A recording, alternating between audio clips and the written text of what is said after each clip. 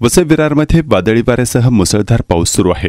विरार पूर्वेकडील भातपाडा गावातील दत्त मंदिराच्या बाजूला असलेले चिंचेचे झाड कोसळल्याची घटना घडली।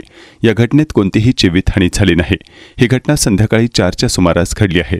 1 तासापासून गावाचा मुख्य रस्ता बंद झाला आहे। घटनास्थळी वसई विरार महानगरपालिकेचे अग्निशमन दलाचे जवान दाखल झाले असून झाड बाजूला करण्याचे काम सुरू आहे। जोरदार पाऊस सुरू असल्यामुळे शहरातील काही भागात विद्युत पुरवठा खंडित करण्यात आला आहे।